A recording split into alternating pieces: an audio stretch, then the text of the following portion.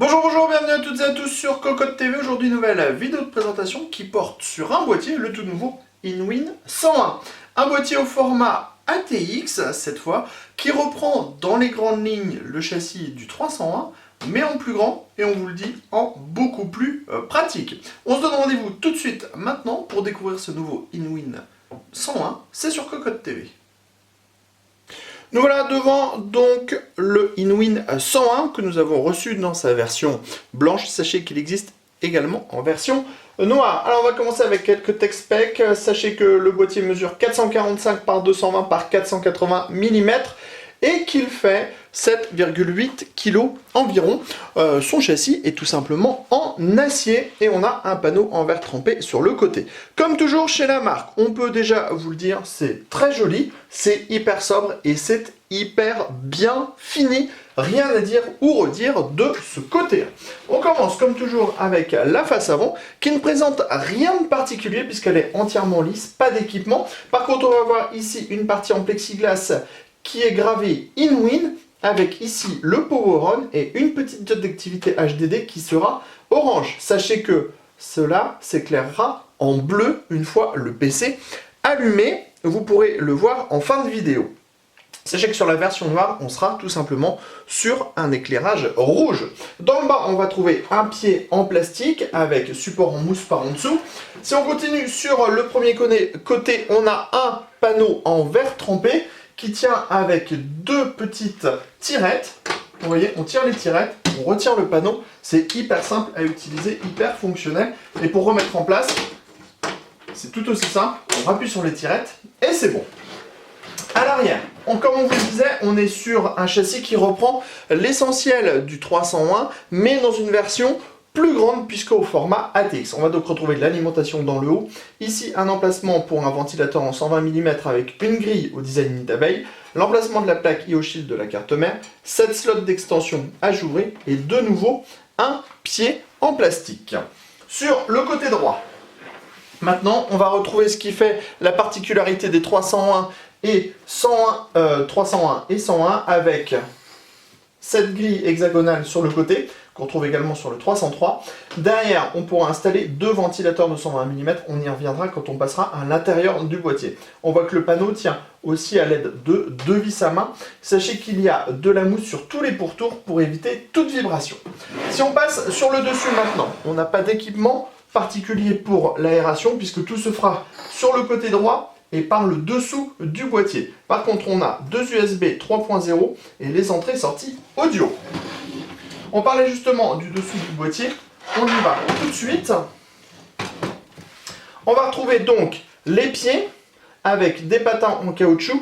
Et ici, on a un grand filtre amovible, donc qui se défait très facilement comme vous pouvez le voir, avec trois emplacements en 120 mm. On pourra donc ajouter trois ventilateurs sous le boîtier. Pour remettre le filtre, c'est très simple.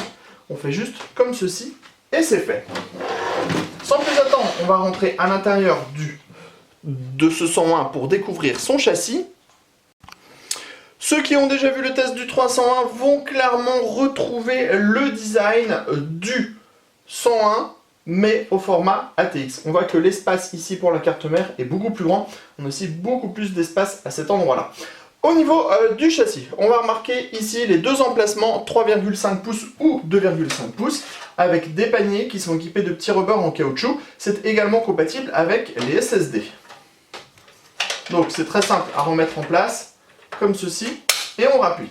En dessous, on va avoir deux emplacements en 120 mm. Alors ce qui est intéressant, c'est que quand on retire deux vis, en fait on peut retirer cette platine qui est en plastique, installer ces ventilateurs à l'extérieur du boîtier, et remettre le tout en place. Ensuite, on a le plateau de la carte mère avec des passages pour les câbles, un large accès backplate pour pouvoir installer son doigt tirable facilement. Et enfin, dans le haut, vous l'avez vu ici, on a le cache de l'alimentation avec cette fois un passage ici pour passer le câble 4-8 pins CPU qui sera beaucoup plus proche et donc c'est beaucoup plus pratique. Dans le bas, on l'a vu tout à l'heure, on a des emplacements en 120 mm, on en a 3 et c'est filtré par en dessous. À l'arrière, on va retrouver un emplacement en 120 mm ici, l'emplacement de la plaque IO-Shield de la carte mère, 7 slots d'extension au montage par vis. Si on passe maintenant à l'arrière du châssis, on a pas mal de choses à vous dire également. Alors, on a tout d'abord cet espace qui est dédié à l'alimentation. On a beaucoup plus d'espace que sur le 101, donc ça posera beaucoup moins de problèmes pour le cable management. Et on a ce passage ici pour le 4-8 pin CPU. L'accès backplate, comme on vous le disait, de nombreux dispositifs pour mettre des colliers. Et on a également des passages pour les différents câbles. Ici, on retrouve la platine en 2x120 mm. Vous avez les petites vis ici pour pouvoir la démonter. Et là, et on pourra la retirer facilement. Enfin, on a également deux petits plateaux pour des SSD, 2,5 pouces, ce qui permettra donc d'installer 2 disques durs et 2 SSD, ou alors 4 SSD au maximum.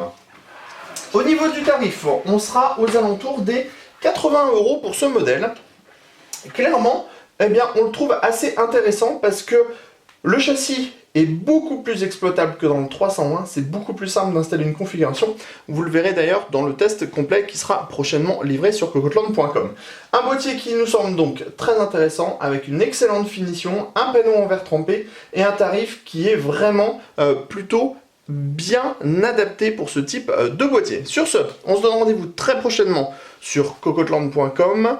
Et on n'oublie pas de vous montrer le boîtier une fois allumé avec l'éclairage bleu. A très bientôt. On termine avec un plan sur le 101 allumé.